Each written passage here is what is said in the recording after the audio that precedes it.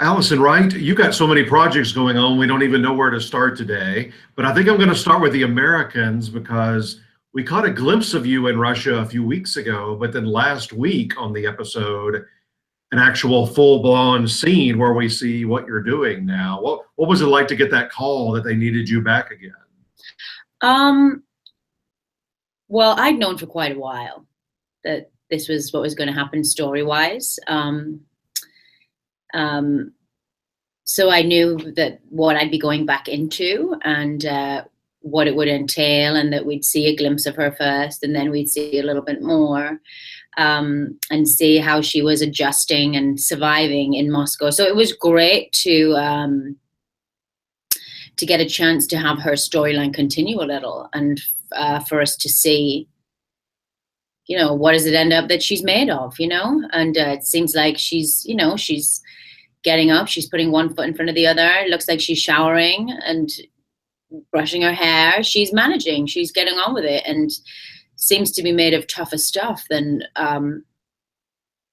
maybe we initially suspected, so that's great to get to go back to a character after stepping away a little bit, really, in essence. I have so it's been great. Yeah, in that scene your character says, I figured this all out, I know exactly what's going on. Do you think she really does know everything, or where do you think her mindset is in terms of what's happened to her? I think anybody can attest, when they have a horrible breakup, you ruminate. It's what you think about all the time, nonstop. What you said, what you didn't say, what you missed, what you maybe misinterpreted, what you could have done differently. And I think she's been in Moscow for, I think it's about 9 months at this stage. And I think she's done nothing but go over it all with a fine-tooth comb, every tiny little interaction with Clark and anybody else that supposedly was his family or friend or co-worker, or any of the other lies that he put forward to her. I think she has been thinking about nothing other than that, and trying to match what her memory is and what her experience was with the reality of the fact that this was a KGB operative, and that none of it was real. So I think she's done nothing but obsess about that. And that was a great scene between you and Frank Langella, just such a legendary actor. What was that like to play that out? It was fantastic. And, we've had a few things before in season 4, obviously. But it was nice that, Gabriel really needed something in that moment as well. I think he was coming to Martha with a lot of his own, for his own reasons and feelings that he had, and maybe an olive branch that he wanted to reach out. He had his own motivations and his own needs, but she was, hers were a little bit more important at this point. And I like that she stood her ground with him. I think she could have gone for a slap in the face, really, to be honest. I think she could have easily done that, and we would have liked that. I didn't think of that soon enough to ask for that, though. No, I like the way it played out. This show, especially this season, is relying on lots of characters, relying on a lot of those silences between people and the hidden stuff that's going on in somebody's eyes. And you don't give him that relief. You don't offer him that opportunity to gain a little peace in himself. Yeah, no, I don't think he's earned that with her. I don't think she can believe anything that comes out of his mouth at this point. I think she'd be a fool if she did. But there is relief, I think, in her reaction when he says that he did contact her parents. I think that really helped her mindset a little bit. Yeah, because she's stuck there in a time that she can't know anything about them. She can't check on them. She doesn't know if they're well, if one of them died, if one of them's had a stroke. She doesn't have access to any information in 1984 to even keep in touch with anybody at home or have any idea what they think about her. Don't you think if this same exact circumstance happened in the last few years with social media and people being able to reach out, it would be so hard for somebody not to try to communicate with somebody they're not supposed to be communicating with? It'd be really hard, right? Really, I'm glad she doesn't have to face that challenge. Right. She's an ocean away, so no trouble there. Did you get a chance at all? I know you didn't have any scenes that we've at least had so far. Get a chance to say hello and interact at all off camera with Matthew and Carrie and the others? I don't know if I could answer that one very well. Yeah, next question. Okay. Well, that was my next question. Will we see you again this season? And I won't answer that, and I would never, and you don't want me to anyway. But I had to ask. One thing you can't spoil at this point because everything is aired is Feud, Bette and Joan, and your character early on it seemed sort of like a maybe a little bit of a side character, but boy, she really stepped up to the plate, and your character plays the assistant to Robert Aldrich. And tell people just the version of her that we see early on as opposed to the one that we see maybe a little bit later. Well, I'm not sure about, I'm not sure that those are two separate versions or that they're any different. It may just be that as a viewer you invested in her a little bit more, or her storyline just developed a few episodes after the pilot. So I'm not sure what that is, but she's a composite character. So we get the opportunity to represent a lot of women from that time period. Bob Aldrich did have a director an assistant, in England when he was working over in Europe. And she did bring him the script to Baby Jane, and she did convince him that he ought to do it when many studio bosses said, absolutely not touching him out with a 10-foot barge pole. She was very sure that it would make an excellent movie. So she's part of Pauline. So, there are lots of different women that had different experiences that we build in to be part of Pauline. So I get to have like a bigger responsibility in a sense to really tell the story of many, many, many women and their experience. Perhaps you're talking about a different version. Perhaps it's because she turned out to be more than you expected of her. Perhaps it's because she turned out to be very capable and able and driven and wanted a career and wanted to be in the business. And when it doesn't work out the way that she hopes it might have, and when Bob is treating her badly, and when Joan and Bette get to the point of that she just doesn't even want to deal with anymore, she doesn't quit. She doesn't just go back and get married and have a 2.4 and a white picket fence. She finds another way, and we end up seeing her succeed in the documentary film business, which is, of course, a totally different kettle of fish to the Hollywood studio system at the time. But she gets to do what she wanted in a time when a lot of women didn't have that choice or the ability to discern perhaps that they even might want to make a choice like that. Pauline had her head screwed on pretty tight from the beginning, was always capable and always able and didn't let any of them beat her down at all.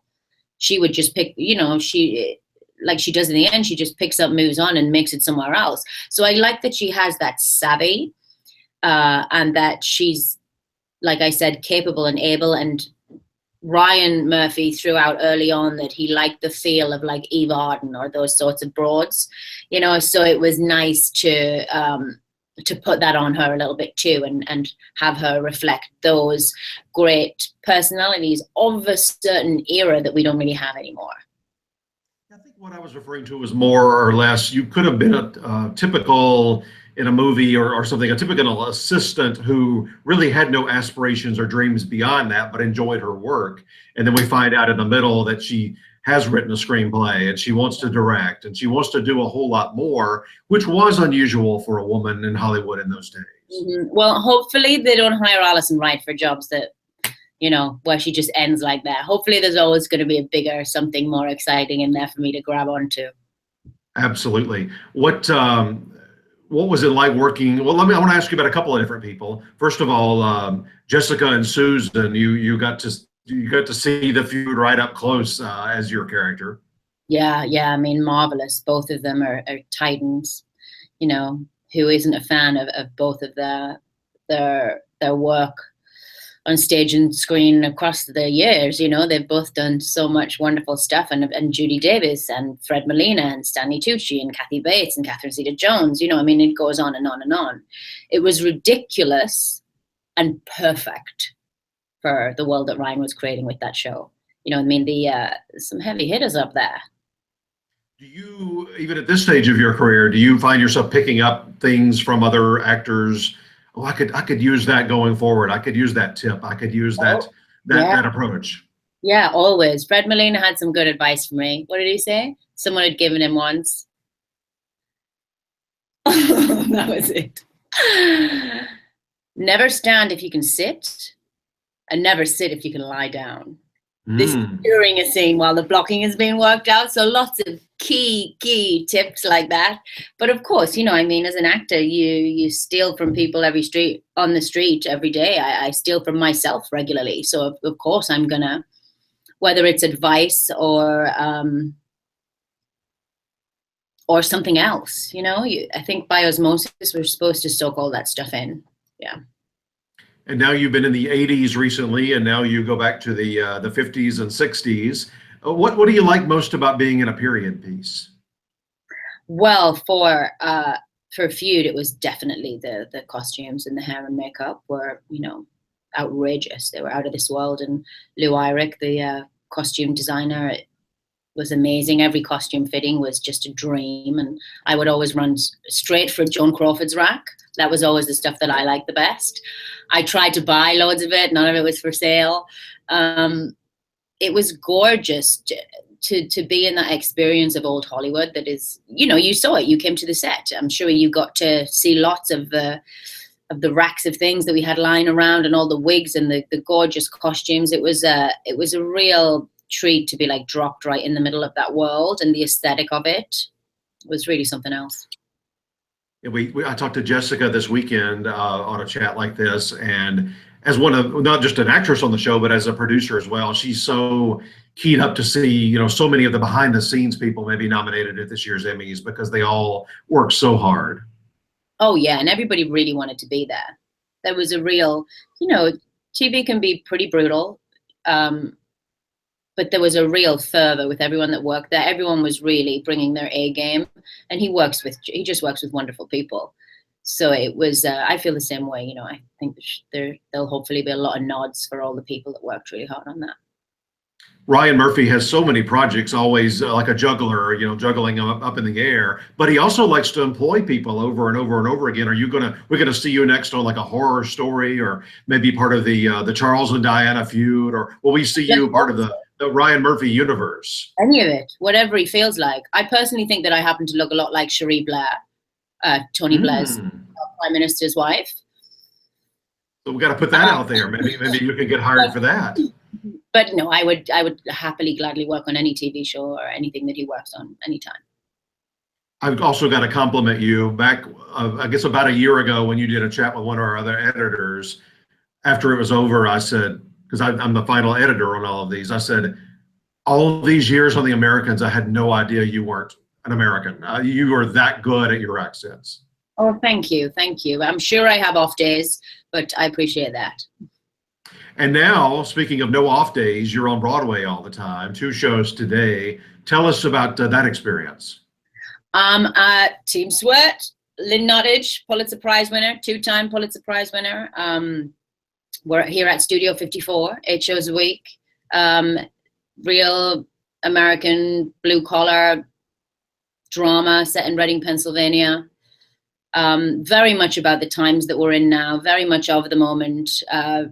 Really important piece of work, a really great play. And luckily we're just nominated for a Tony the other day.